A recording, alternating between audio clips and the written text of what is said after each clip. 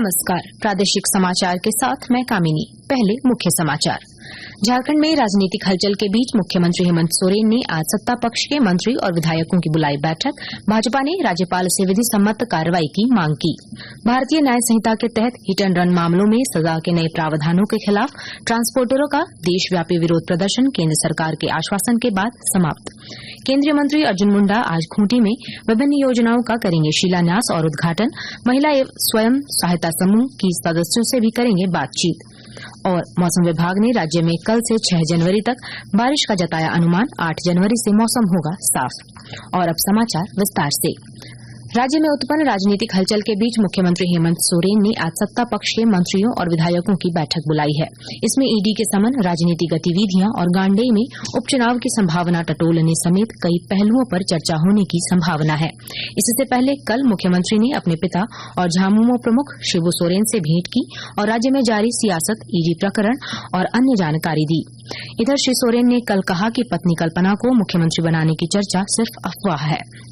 Bharatiya Janata party के प्रदेश अध्यक्ष बाबूलाल मरांडी ने कल दुमका में कहा कि राज्य में मौजूदा सरकार को लेकर चल रही उथल पुथल पर राज्यपाल को विधिसम्मत कार्रवाई करनी चाहिए। श्री मरांडी ने कहा कि गांडेय विधायक सरफराज अहमद का इस्तीफा देना सोची समझी राजनीति का हिस्सा है। भाजपा राज्यपाल से मिलकर मांग करेगी कि अगर सीएम हेमंत सोरेन द्वारा नई सरकार बनाने या मुख्यमंत्री बदलने का कोई प्रस्ताव आता है तो उन्हें विधिसम्मत कदम उठाना चाहिए। भारतीय न्याय संहिता के तहत हिट एंड रन मामलों में सजा के प्रावधानों के खिलाफ ट्रांसपोर्टरों का देशव्यापी विरोध प्रदर्शन कल रात केंद्र सरकार के आश्वासन के बाद समाप्त हो गया। बताया गया कि कानूनों में जो प्रावधान शामिल किए गए हैं उसे लागू करने पर चर्चा की जाएगी।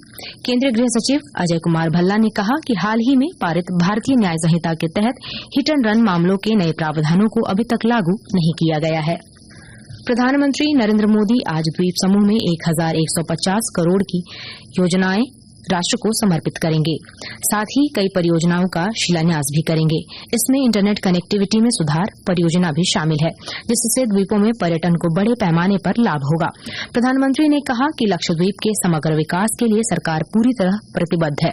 इससे पूर्व कल श्री मोदी ने अगाती द्वीप पर सरकारी योजनाओं के लाभार्थियों से कहा कि सरकार विभिन्न क्षेत्रों में युवाओं को रोजगार के अवसर प्रदान करने के अलावा द्वीपवासियों के विभिन्न मुद्दों का समाधान भी कर रही है। उन्होंने कहा कि मछुआरों को आधुनिक सुविधाएं प्रदान की जा रही हैं। केंद्रीय स्वास्थ्य मंत्री मनसुख मांडविया ने कल देवघर एम्स में राष्ट्रीय रोग नियंत्रण केंद्र का ऑनलाइन शिलान्यास किया। इस दौरान श्री मांडविया ने कहा कि जैव प्रयोगशाला नए वायरस को चिन्हित करने में काफी कारगर साबित होगा। एम्स में इस तरह के लैब स्थापित होने से जांच के लिए अब लोगों को बाहर नहीं जाना पड़ेगा। इस दौरान गोड्डा सांसद डॉ निशिकांत दुबे भी इस कार्यक्रम में ऑनलाइन जुड़े। जमशेदपुर के सुदूरवर्ती क्षेत्र गोलमुरी नामदा बस्ती, नारी शक्ति केंद्र संस्था और आनंद नगर में कल विकसित भारत संकल्प यात्रा पहुंची।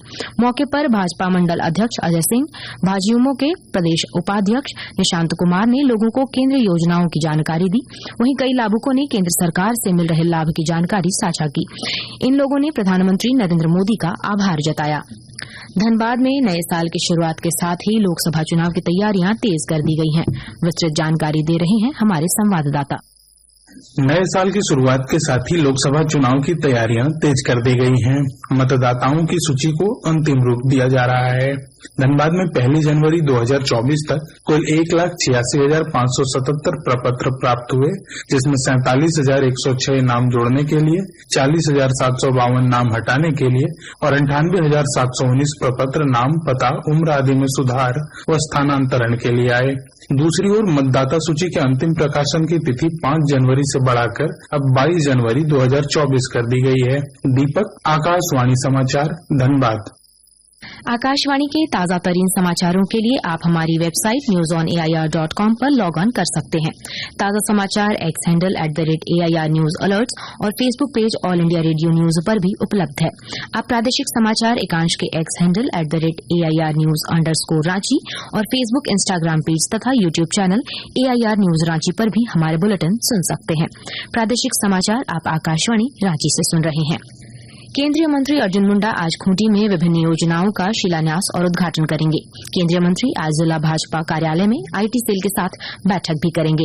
इसके अलावा श्री मुंडा डुगडुगिया मोड़ खूंटी में प्रधानमंत्री ग्राम सड़क योजना का शिलान्यास करेंगे। इसके अलावा टकरा नाला पर वीयर योजना निर्माण कार्य का शिलान्यास करेंगे।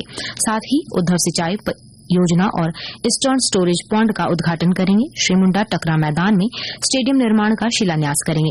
इस दौरान वे महिला स्वयं सहायता समूहों के साथ बातचीत भी करेंगे। गोमिया विधायक डॉ लंबोदर महतो ने कल राज्यपाल सीपी राधाकृष्णन से मुलाकात की। इस दौरान उन्होंने राज्यपाल को बताया कि केंद्रीय सड़क परियोजना में अधिग्रहित भूमि के बदले मुआवजा राशि का भुगतान नहीं हो रहा है, जिसके कारण निर्माण कार्य में प्रतिकूल असर पड़ रहा है। उन्होंने राज्यपाल से इस मामले में आवश्यक पहल करने का आग्रह किया। श्री महतो ने बेरमो को जिला बनाने की मांग को लेकर जारी अनिश्चितकालीन धरना को समाप्त कराने का भी आग्रह किया। उन्होंने लंबित योजनाओं की प्रशासनिक स्वीकृति दिलाने, गोमिया डिग्री कॉलेज में शिक्षकों की नियुक्ति और तेनूघाट डैम को पर्यटन स्थल के रूप में विकसित करने की ओर भी ध्यान आकृष्ट कराते हुए आवश्यक पहल करने का अनुरोध किया। उम्मीद फाउंडेशन की ओर से आज सीएमपीडीआई के मयूरी सभागार में विभिन्न खेल से जुड़े खिलाड़ियों, कोच और खेल को प्रोत्साहित करने वाली संस्थाओं को सम्मानित किया जाएगा। कार्यक्रम में वित्त मंत्री डॉ रामेश्वर उरांव, भाजपा प्रदेश अध्यक्ष बाबूलाल मरांडी, सांसद संजय सेठ और राज्यसभा सांसद महुआ माझी मौजूद रहेंगी। इस दौरान 107 खिलाड़ियों को सम्मानित किया जाएगा। इस वर्ष 6 कैटेगरी में खिलाड़ियों को पुरस्कृत किया जाएगा। मौसम विभाग ने राज्य में कल से 6 जनवरी तक बारिश का अनुमान जताया है। 4 जनवरी को राज्य के उत्तर पश्चिमी भागों जैसे पलामू, गढ़वा, लातेहार, चतरा, कोडरमा, लोहरदगा जिलों में कहीं कहीं हल्की बारिश की संभावना है, जबकि 5 जनवरी को पश्चिमी एवं मध्य भाग जैसे रांची, बोकारो, गुमला, खूंटी, हजारीबाग और रामगढ़ में बारिश हो सकती है। 6 जनवरी को भी राज्य में कहीं कहीं बारिश होने का अनुमान है। वहीं 3, 7 और 8 जनवरी की सुबह में कोहरा या धुंध और बाद में आसमान में आंशिक बादल छाए रहेंगे। और अब अखबारों की सुर्खियां। रांची से प्रकाशित अधिकांश अखबारों ने झारखंड में चल रही सियासी सरगर्मी को और आज होने वाली सत्ता पक्ष विधायक दल की बैठक की खबर को प्रमुखता से प्रकाशित किया है। प्रभात खबर ने राज्यपाल के हवाले लिखा है, जो गलत करेगा अंजाम भुगतना पड़ेगा। दैनिक भास्कर ने नागरिकता संशोधन अधिनियम सीएए को इसी महीने से लागू होने की खबर को पहले पेज पर प्रकाशित किया है। दैनिक जागरण की सुर्खी है, ट्रक चालकों की हड़ताल खत्म। हिन्दुस्तान और राष्ट्रीय नवीन मेल ने सीएम हेमंत सोरेन के हवाले से लिखा है, समन गैर कानूनी, मीडिया ट्रायल कर रही ईडी।